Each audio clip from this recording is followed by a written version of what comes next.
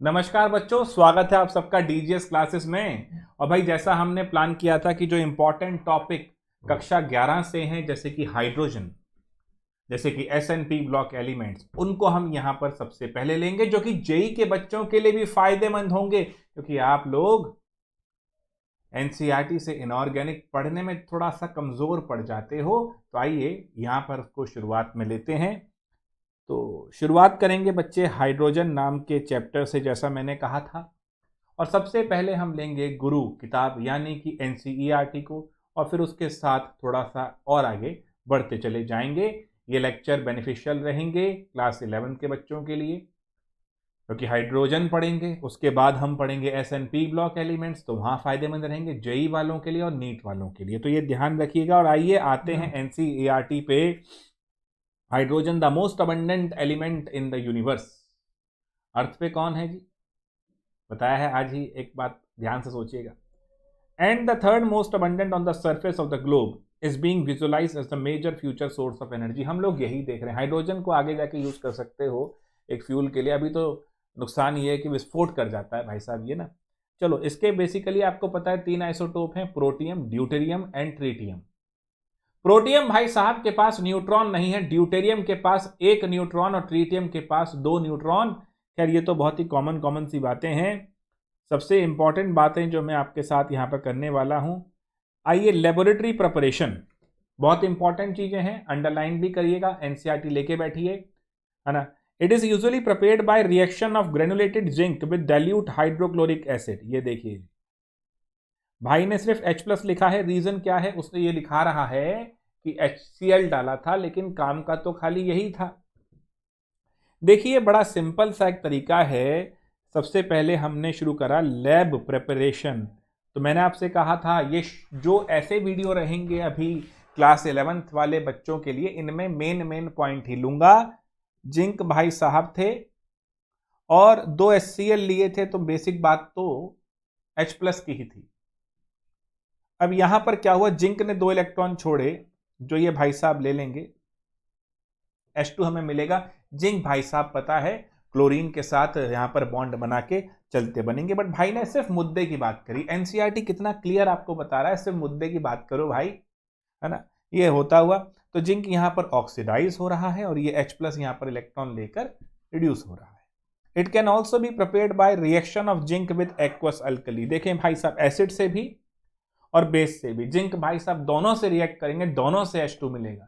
ये देख रहे हैं सोडियम जिंकेट मिलता था, कक्षा 10 में था आपके पास, ही है ना जी, कोई दिक्कत तो नहीं। मेन बात ये लेबोरेटरी प्रिपरेशन है, ठीक है। कमर्शियल प्रोडक्शन तो भाई सीधी सी बात है, ऑक्सीजन की करेंगे या हाइड्रोजन की करेंगे, तो इलेक्ट्रोलिसिस ऑफ वाटर याद रखिएगा। ऑक्सीजन के लिए तो खैर फ्रैक्शनल डिस्टिलेशन ऑफ एयर वाला तरीका भी यूज किया जाता है, परंतु हाइड्रोजन के लिए इलेक्ट्रोलिसिस ऑफ एसिडिफाइड वाटर बहुत बढ़िया है।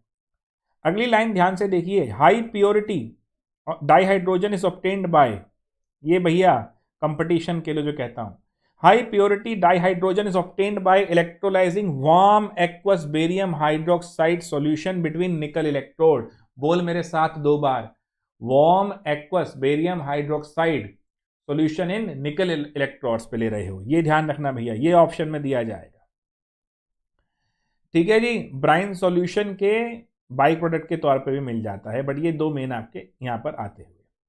अब यहां ध्यान रखिए, सिन गैस किसे कहा जा रहा है? Mixture of CO2। बहुत इंपॉर्टेंट पैराग्राफ है ये, जो इन क्लासेस में ले रहा हूं, यही इनमें से क्वेश्चन आने हैं आपके, तो जो जेई वाले बैठे वो भी ध्यान दें। The mixture of CO and H2 is called water gas.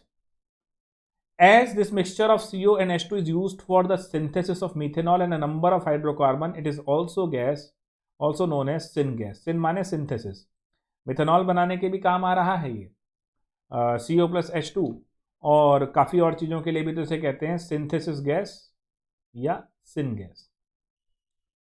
Nowadays it is prepared by this sewage, sawdust, scrapwood etc। ये ध्यान रखना भैया।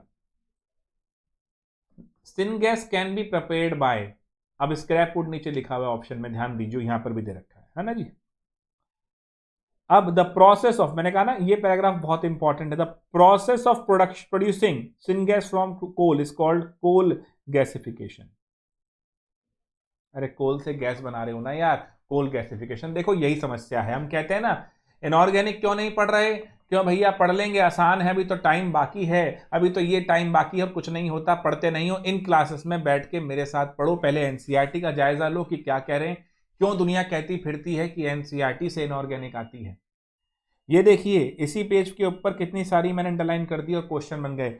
ये देखिए कोल गैसिफिकेशन यहां कहा जा रहा है, ठीक है दोस्तों। अब देखो production of dihydrogen can be increase by reacting carbon monoxide of syn gas with steam in presence of iron chromate. ये देखो ये आ गया ना इंपॉर्टेंट चीज, अंडरलाइन करते हुए इसको भी, हाइड्रोजन को बढ़ाने के लिए आयरन क्रोमेट डालेंगे, ये बनेगा। This is called water gas shift reaction. Carbon dioxide को रिमूव करने के लिए सोडियम आर्सेनाइड सॉल्यूशन से रब करेंगे। भैया मेरे देखा एक एक लाइन में, यही मोती चुन के निकालने हैं एनसीईआरटी से, आपकी इतनी हेल्प मैं जरूर कर रहा हूं। बाकी ज्ञान भी पेलेंगे, कोई दिक्कत नहीं, बाकी ज्ञान भी करेंगे, बट ये ज्ञान सबसे इंपॉर्टेंट है पहले, तो ये ध्यान दीजिए। शॉर्ट क्रिस्प इन लेक्चर्स के अंदर इन बातों को लिख के याद करो। भाई कितना इंपॉर्टेंट पैराग्राफ है, देख रहे हैं, एक बार फिर रिवाइज कीजिए मेरे साथ बैठ के, और मेरी क्लासेस में कॉपी पेन लेके बैठा करो भाई। The mixture of CO and H2 is called water gas, as this mixture of CO and H2 is used for the synthesis of methanol and a number of hydrocarbon। देखो CO और H2 को बोला है water gas, क्या बोल दिया है भाइयों, वाटर गैस, और इसी से क्या बना रहे हो, मीथेनॉल, और उसके साथ साथ कुछ और ऑर्गेनिक कंपाउंड भी, तो इसी को बोल दोगे सिन गैस। सिन क्यों बोला, सिंथेसिस बना रहे हो ना। अब देखो कोल गैसिफिकेशन, कोल से बनाया CO और H2 वाटर गैस, तो कोल क्या था, सॉलिड, और से क्या बना दिया, गैस, तो कोल गैसिफिकेशन। दो बार लिख याद कर। फिर CO और H2O से CO2 और H2 बनाया, शिफ्ट हुआ, तो वाटर गैस शिफ्ट रिएक्शन, ये मजा है। कार्बन डाइऑक्साइड हटाने के लिए क्या करेंगे, सोडियम आर्सेनाइड से, याद कर लियो, वहां क्वेश्चन आ जाएगा ना कंपटीशन में, फिर तो तोड़ जाते हैं। Presently 77% of the industrial dihydrogen is produce from petrochemical. ठीक है जी, ये ध्यान रखिए, मैक्सिमम पेट्रोकेमिकल से है। इनमें ज़्यादा ज्ञान नहीं जाना, इनमें कोई ज़्यादा ज्ञान नहीं, पढ़ने को मना नहीं कर रहा हूँ, लेकिन सारे मेन पॉइंट आपको बता रहा हूँ जो स्कूल एग्जाम्स के लिए भी जरूरी है और वैसे भी। यूजेस आपको पढ़ने हैं, ये तो 10th में पढ़ के आए थे। वेजिटेबल ऑयल से आप मतलब घी बना रहे हैं वेजिटेबल, ये ध्यान रखिएगा। ये रहा देखो वाटर गैस था ना, ये सिन गैस क्यों बोल रहे हैं, ये रही वो रिएक्शन, फिर से वही बात पेल दी उन्होंने। मेटल हाइड्राइड बनाता है, और हाइड्राइड में 3 केस होते हैं, अभी उसी पे आ रहे हैं। ये रहे हाइड्राइड, आयनिक और सलाइन, इसे लाइन बाय लाइन पूरा पढ़ेंगे, आयनिक और सलाइन, ठीक है। उसके बाद कोवलेंट और फिर आपका नॉन स्टोइशियोमेट्रिक और इंटरस्टिशियन। ओके गाइस, हाइड्राइड 3 टाइप के, नंबर 1 आयनिक और सलाइन, नाम ही है, आयनिक बॉन्ड जरूर बनाएंगे। कहां बनाने चाहिए, फिर एस ब्लॉक के साथ। देखिए these are stoichiometric compounds of dihydrogen formed with most of the s block element. भाई साहब मेटल हैं, इलेक्ट्रोपॉजिटिव नेचर है, इलेक्ट्रॉन लूज करना चाहते हैं, आयनिक बना रहे हैं हाइड्राइड। हाइड्राइड भी तो सुन लेना, हाइड्राइड नेगेटिव लग गया इस पे। However, significant covalent character in found in, देखो these are stoichiometric, ध्यान से देखिए, stoichiometric compounds of dihydrogen, stoichiometric मतलब रेशियो रहेगा, नॉन stoichiometric याद है ना, सॉलिड स्टेट में नहीं पढ़ते थे, यहाँ पॉइंट में आता है Ni.98O1, वो नॉन stoichiometric कॉन्सेप्ट में आ जाते हैं। So these are stoichiometric compounds of dihydrogen formed with most of the S block element which are highly electropositive in character। S block के साथ कौन से बन रहे हैं भाई, आयनिक। However, significant covalent character is found in lighter metal hydrides such as this। अब इस लाइन को नोट कर लो,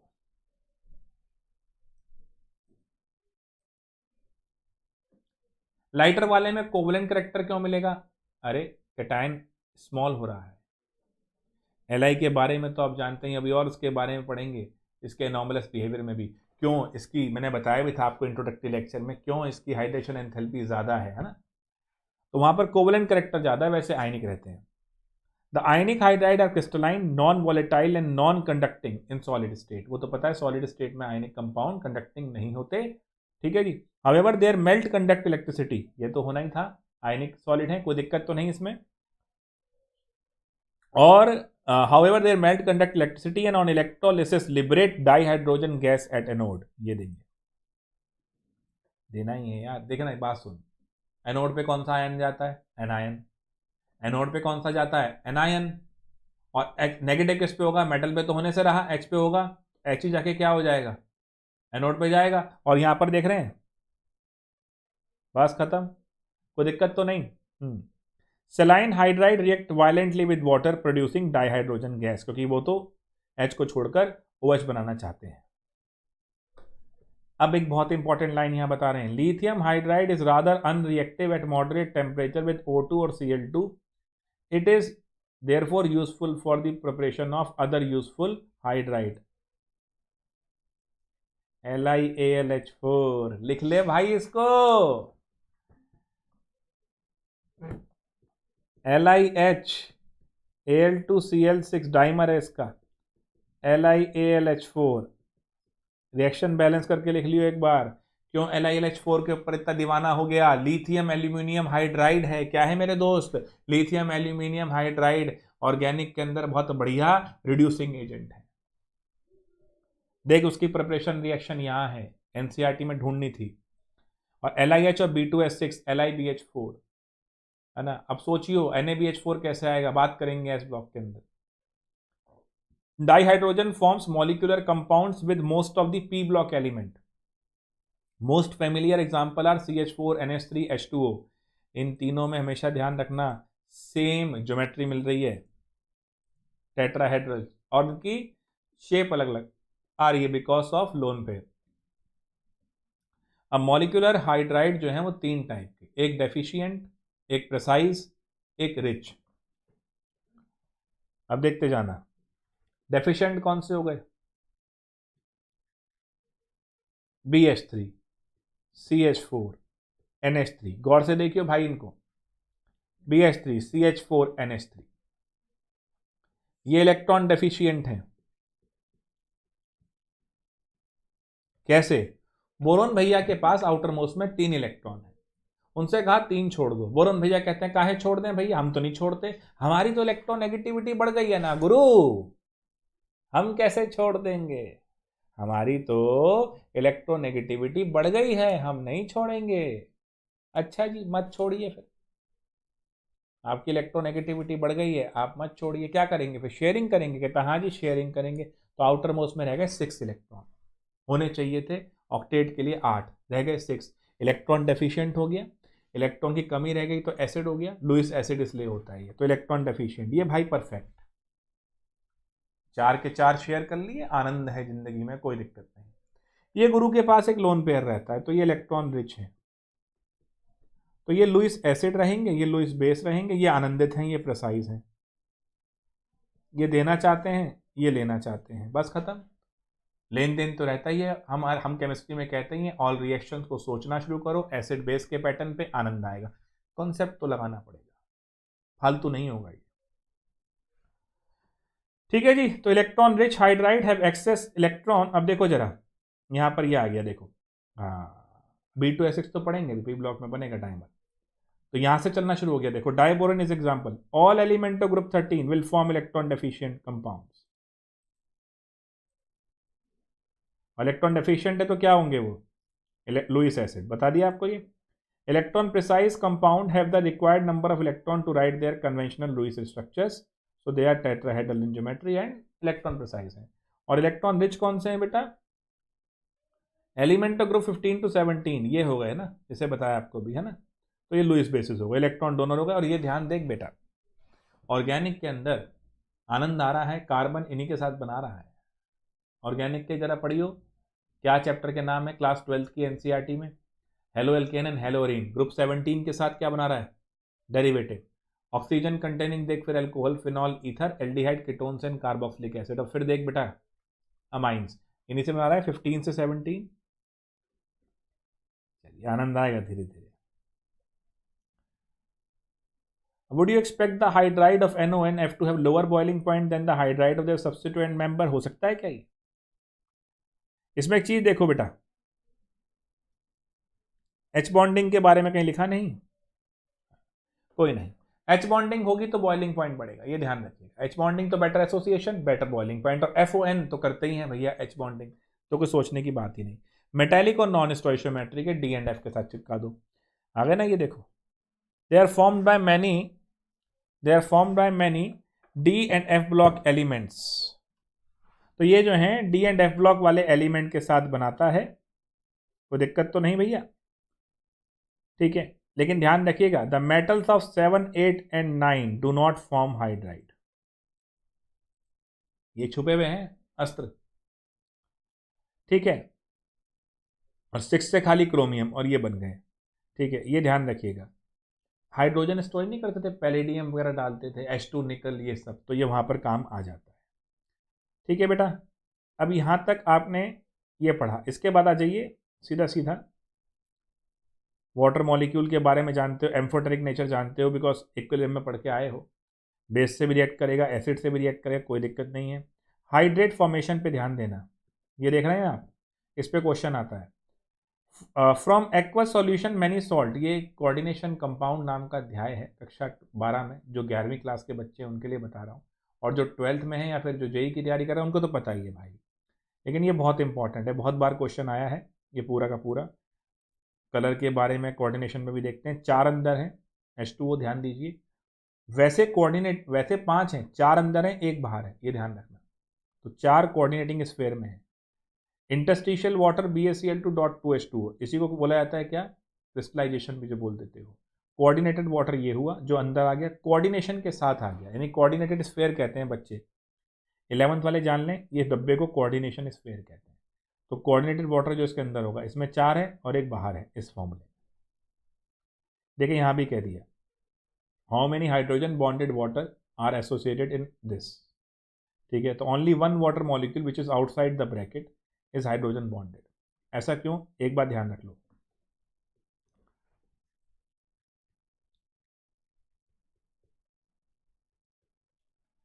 अब जो बाहर होगा ना वो ही डिसोसिएट कर सकता है। इस डब्बे के अंदर जो भी होता है, इस कोऑर्डिनेटेड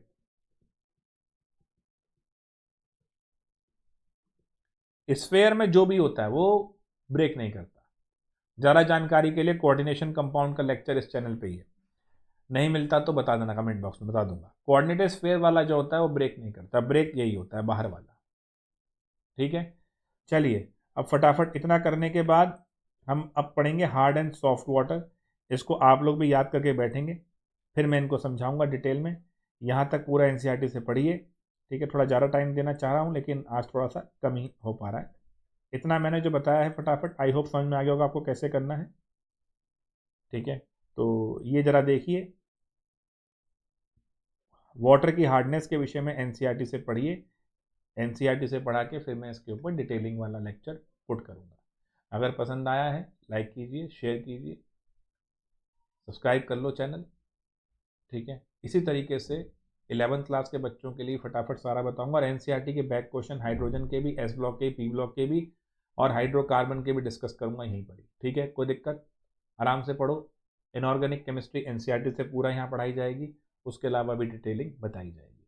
चलो बच्चों, ऑल द बेस्ट, मिलते हैं अगले लेक्चर में। अभी थोड़ा और भी चीज़ें निपटा दूँ।